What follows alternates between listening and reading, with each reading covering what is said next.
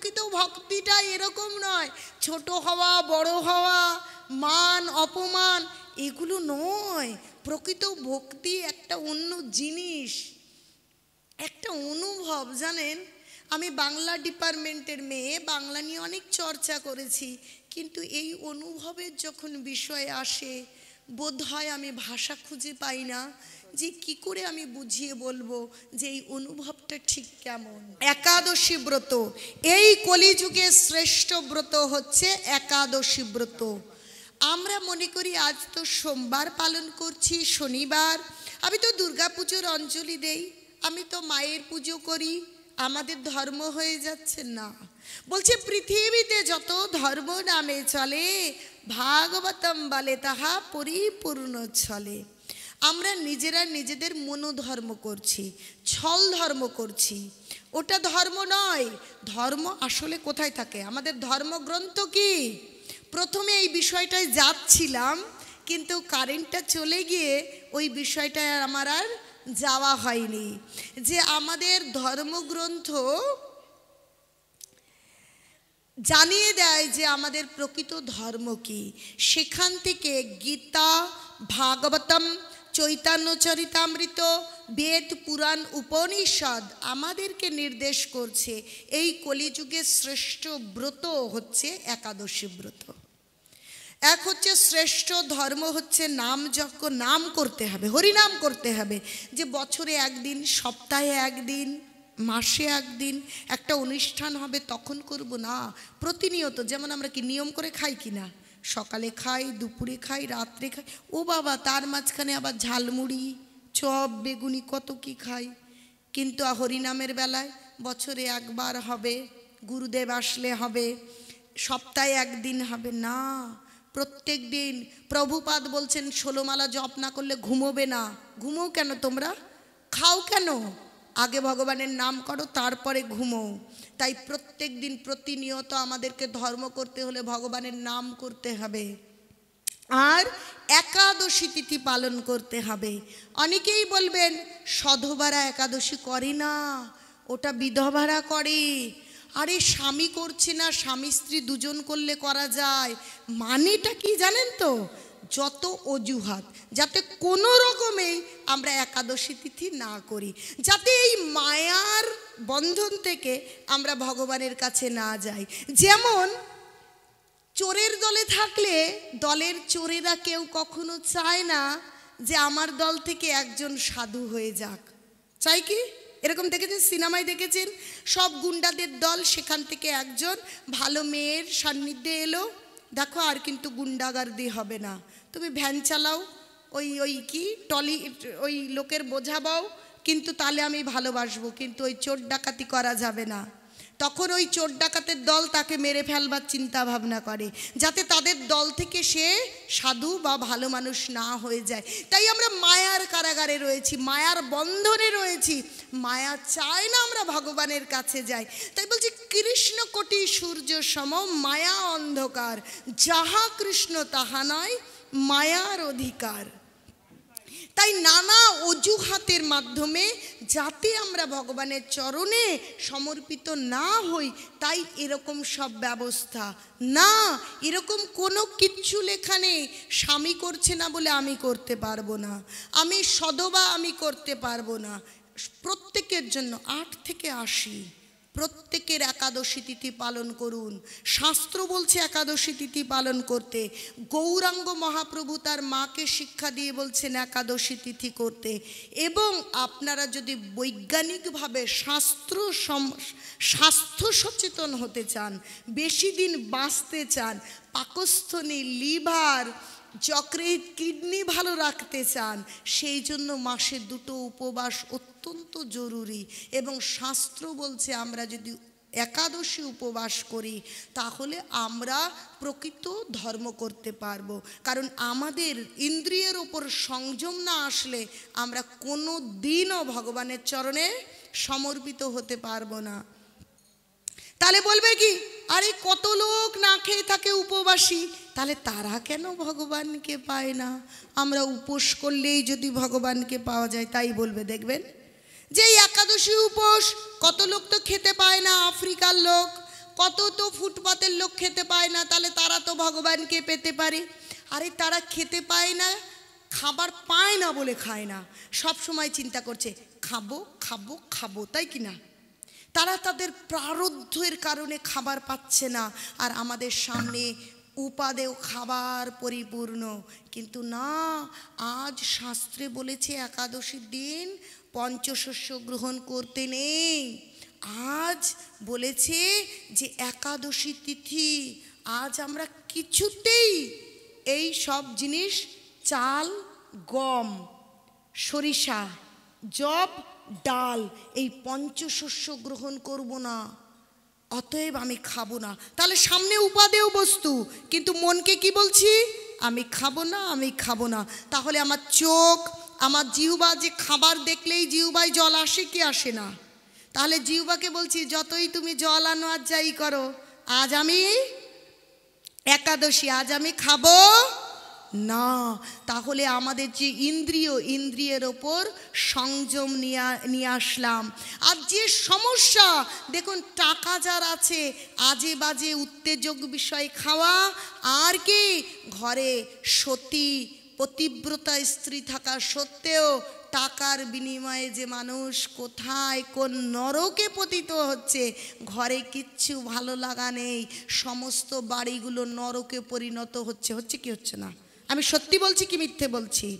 মায়েদের বাড়ির প্রভুর প্রতি মন নেই, বাড়ির প্রভুদের সতীব্রতা স্ত্রীকে, ও তো হাতের কাছে, হাতে রাখা অঙ্ক, হাতে রাখা অঙ্ক বোঝেন, ও তো আমার আছেই, নতুন নতুন ভিন্ন ভিন্ন রং বেরং, তাই তো?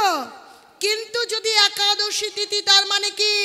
ইন্দ্রিয়ের উপর সংযম, সামনে অনেক উপদীয় খাবার, মুখে লালা আসলেও কি তালা দিয়ে দিচ্ছি, আমি খাবো না।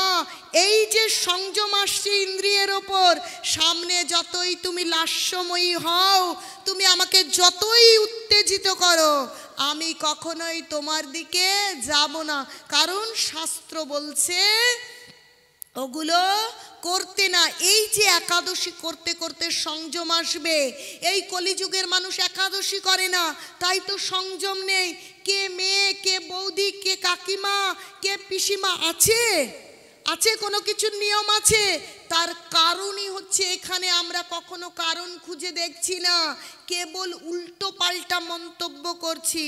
তো আমাদের সংযম যখন আসবে, তখন আমরা সুখী হব, তখন আমরা শান্তি পাব।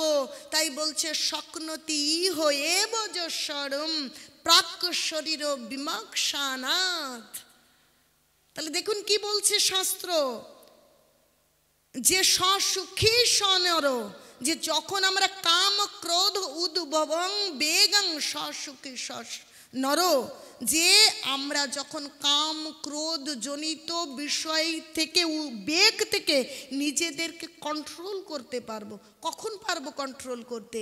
যখন আমাদের এই পঞ্চ ইন্দ্রিয়, বহির ইন্দ্রিয়, অন্তর ইন্দ্রিয়, মন, একাদশ ইন্দ্রিয়ের প্রতি লাগাম আসবে। তাই তো দেখুন, ছটা ঘোড়া একটা বলগা দিয়ে টেনে ধরে রেখেছে, তাই না? তাহলে তাকে কি করে আমাদের এই ষড়রিপু, একাদশ ইন্দ্রিয়, এই সমস্ত কিছুকে কি করে আমরা বেঁধে রাখবো? সেই জন্য একাদশী নামক ব্রত দিলেন ভগবান অনাদিরাদি গোবিন্দ, যে এই একাদশী তিথিতে কেবল খাই করো না, যত খাবার থাকুক। কখনোই আমরা চাল জাতীয়, শ্যামা চাল বলুন আর কোনো চাল গ্রহণ করবেন না, যেই বলুক কোনো চাল জাতীয় গ্রহণ করবেন না। ডাল, কোনোভাবে ডাল জাতীয় বিষয় গ্রহণ করবেন না। আর সরিষা, জব, তাই তো, এই পাঁচটা জিনিস, চাল, ডাল, গম, সরিষা আর জব, এই পঞ্চ বিষয়টাকে বাদ দিয়ে যারা পারবেন নির্জলা করবেন। অনেকে বলবেন আরে নির্জলায় কি মুসলমানদের রোজা নাকি? নির্জলা, আপনারা ভাগবতমের অম্বরীশ মহারাজের কাহিনী খুলে পড়ে দেখবেন। তিনি এই শশাগরা পৃথিবীর রাজা, তিনি নির্জলা একাদশী ব্রত করেছেন। কি প্রভু, ঠিক তো? তাহলে তিনি শশাগড়া পৃথিবীর রাজা, তার কি খাওয়ার অভাব না সুন্দর পানীয়ের অভাব? তিনি কি করছেন? নির্জলা উপবাস করেছেন। তাহলে যারা বলছে নির্জলা উপবাস করছো, তুমি কি রোজা করছো, তাহলে তিনি ভুল বলছেন, তিনি শাস্ত্র জানেন না। তাহলে যদি সম্ভব হয় নির্জলা করুন, যদি নির্জলা সম্ভব না হয় জল খেয়ে করুন, যদি মনে হচ্ছে জল খেয়ে পারছেন না ফল খেয়ে করুন। ফল খেয়েও যদি সম্ভব হচ্ছে না, তাহলে আলু, কাঁচকলা, পেঁপে, কুমড়ো এই বিষয়গুলো, কিন্তু আপনারা ওই তেলটা না খেলেই ভালো। কারণ সরিষার তেল বাদ দিয়ে ও সানরাইজ হতে গিয়ে যে কোন রাইজ হচ্ছে তা কৃষ্ণ ছাড়া কেউ জানে না। তাই কি দরকার একটা দিন অত খাই খাই করবার? চলুন না আমরা সকলে হয় জল খেয়ে না হলে ফল খেয়ে আমরা সাত্বিক আহার দিয়ে ভগবানের জন্য একদিন উপবাস করি। আর এই উপবাস মানে কি? সারাদিন কেবল খাবো খাবো করতে তো খাওয়াই মনটা রয়েছে। মানে নিকটে বাস, মানে ভগবানের নিকটে বাস। 3 বেলা রান্না করা খাবার করতে করতে তো সারাদিন চলে যাচ্ছে। তারপরে আরে ভাই একটু বেগুনি ভাজ না, আর একটু পকোড়া বানা, একটু চা কফি হোক। তাহলে 3 বেলার পরেও সারাদিন কেবল খাই খাই আর খাই। মানুষ রূপী রাক্ষসে পরিণত হয়েছি কি হয়নি? তাহলে সেদিন আমরা রান্না করব না, আমরা জল খাবো, নালে শুধু ফল খাবো বা ফলের রস খাবো। আরে ফল কি রান্না করতে হয়? একটা কলার মধ্যে কি চিনি দিতে হয়? একটা আপেলে কি নুন দিতে হয়? কৃষ্ণ আগে থেকেই নুন দিয়ে চিনি দিয়ে সুন্দর করে উপাদেয় করে রান্না করে রেখেছে। তাহলে আমরা ফল খেয়ে আর ফল সরাসরি খাবো না, ভগবানকে নিবেদন করে সেই প্রসাদ গ্রহণ করে সাত্বিকভাবে আমরা সারাদিনকে গীতা পড়ি, ভাগবতম পড়ি, শুদ্ধ ভকত গান করি, আর কি বেশি বেশি করে হরিনাম জপ করি। তাহলে নিকটে বাস, ভগবানের নিকটে বাস হলো। কারণ এই কলিযুগে ভগবান 3 ভাবে আছে, বিগ্রহ রূপে, নাম রূপে আর ভাগবতম রূপে। তাহলে বিগ্রহের সেবা করলাম বেশি বেশি, বেশি বেশি হরিনাম জপ করলাম, বেশি বেশি গীতা ভাগবতম শ্রবণ এবং অধ্যয়ন করলাম। কি ভগবানের নিকটে বাস করা হলো কি হলো না? কি বৃন্দাবন বাস হলো কি হলো না? তাহলে একাদশী এই কলিযুগের শ্রেষ্ঠ ব্রত। তাই আমি অনুরোধ করব আপনারা সকলে একাদশী তিথি পালন করুন, কণ্ঠী ধারণ করুন। কণ্ঠী, অনেকেই বলবে এই তুলসী মালা পড়লে পায়ে তো জল যায়, তাই তো পড়ি না। হ্যাঁ, ভগবান কিচ্ছু জানে না শাস্ত্র। যখন আমরা তুলসী পরে জল ঢালছি, এই তুলসী ধৌত জল যখনই এই মাটিকে স্পর্শ করছে, সেটা পৃথিবীর সমস্ত তীর্থক্ষেত্রে পরিণত হচ্ছে। তাহলে সমস্ত তীর্থে অবগাহন হয়ে যাচ্ছে। আর অজুহাত, আমি তো এটা ওটা খাই, এই গলা দিয়ে যায়, তুলসী পরিব না, মিথ্যে কথা বলি, তুলসী পরব না, তুলসী ধোয়া জল পায়ে যায়, তুলসী পরব না। না না, ওই সব অজুহাতে আপনারা পড়বেন না, কারণ আপনাদের অনেক ভক্তি আছে। আমি আগেই শ্রবণ করেছি আপনাদের কথা। তাই আপনারা সকলে তুলসী মালা পরিধান করুন, সকলে এই গ্রন্থ গীতা গ্রহণ করুন। প্রভুপাদ এত সুন্দর করে তাৎপর্য লিপিবদ্ধ করেছে, না হলে আপনারা বুঝতে পারবেন না। এটা আমার জীবন অভিজ্ঞতা। আমিও বিবাহের পূর্বে গীতা পড়তাম। আমার বাবা বলতো, এই দেখুন আমার মা বসে আছে, বলতো কি স্নান করে এসেছো, যাও 1 অধ্যায় গীতা পড়ো। তখন 9-11 পড়ি, গড়গড় গড়গড় করে গীতা পড়ে বাবা পড়া হয়ে গেছে, চললাম। হ্যাঁ, কই কিছুই জানি না, কিছুই বুঝি না, গড়গড় গড়গড় করে পড়ে চলে গিয়েছি ওই ছোট গীতা অনুবাদ। হ্যাঁ, পার্থ হে কৃষ্ণ, এইভাবে করে করে চলে গিয়েছি। কিন্তু জানেন, যখন আমি বাংলা এমএ করছি, থিসিস করছি, গবেষণা করছি, তখন এই চৈতন্য চরিতামৃত এবং ভাগবতমের সান্নিধ্যে আসলাম। আমার মার কাছে গিয়ে বললাম, তোমাদের ঘরে না দেখেছি একটা গীতা আছে, বড় গীতা, দাও তো ভালো করে বুঝি, গবেষণা করতে হবে তো, পড়াশুনোর বিষয়। এখন সেই গবেষণা করতে গিয়ে ওই গীতা এনে যখন পড়ছি, পত্রং পুষ্পং ফলম তয়ম যো মে ভক্তা প্রযোচ্ছতি তাদহং ভক্ত প্রহিতমস্নামি প্রযতাত্মনা। যখন পড়ছি, যদ করসি যদৌ স্নাসি যজ্জু হোসি দদাসি যদ যদ তপস্যাসি কন্তেও তৎ করুষ্য মদার্পণম। যা কিছু করছো ভগবানকে কেন্দ্র করে করো, যা কিছু আহার করছো ভগবানকে নিবেদন করছো করে করো, যা কিছু তপস্যা করছো ভগবানকে কেন্দ্র করে করো, দান করছো ভগবানের ভক্তকে দান করো। তখন জীবনটা কি একেবারে পূর্ব আর পশ্চিম যেমন হয় না, আমূল পরিবর্তন হলো। টাকা ছিল, গাড়ি ছিল, বাড়ি ছিল, এসি ছিল, কিন্তু তখনকার জীবন আর এখনকার জীবন মনে হচ্ছে, তখন মনে হতো দুঃখের সাগর থেকে যেন কোনোভাবে কুল আর কিনারা নেই। এখন মনে হচ্ছে কি, পাঁচতলা থাকলেও আনন্দ আছে, গাড়িতে চড়লেও আনন্দ আছে, গয়না পরলেও আনন্দ আছে, না পরলেও আনন্দ আছে। যে ধনে হইয়া ধনী মনি রে না মানো মনি। তাই আপনারা এই তাৎপর্য সমন্বিত, এই তাৎপর্য পড়ে বুঝতে পারলাম যে প্রত্যেকটা শব্দের মানেটা কি। তাই আপনারা এই গীতা গ্রহণ করুন। হীরার কাঁচ দেখতে একই রকম, কিন্তু মূল্য অনেক বেশি। সেই মূল্যবান হতে হবে, কারণ দুর্লভ মনুষ্য দেহ যে আমরা পেয়েছি, এই দুর্লভ মনুষ্য দেহের মূল্যটা যদি অনুধাবন না করতে পারি, তাহলে কি ধর্মহীনা মানব পশু সমানের মতন জীবন চলে যাবে। তাহলে আপনারা সকলে একাদশী তিথি পালন করুন, কণ্ঠী ধারণ করুন, জপমালা সংগ্রহ করুন। সমস্ত দায়িত্ব আমি নেব না, আমি ওপর মহল কাছে নিয়ে যাব। আপনারা যদি আমার সঙ্গে যোগাযোগ রক্ষা করেন, তাহলে জপমালা সংগ্রহ করতে চাইলে আমি দেব, ব্যবস্থা করব। গীতা তুলসীমালা পড়ুন, একাদশী তিথি পালন করুন, আর এই মন্দির প্রাঙ্গণে জটলা পাকিয়ে আপনারা ভক্ত সঙ্গ করুন। আর প্রত্যেক দিন বাড়িতে সকাল বিকাল বলছে 10-5 মিলে দাঁড়েতে বসিয়া কীর্তন করো গিয়া হাতে তালি দিয়া, সকাল বিকাল হরিনাম কীর্তন করুন।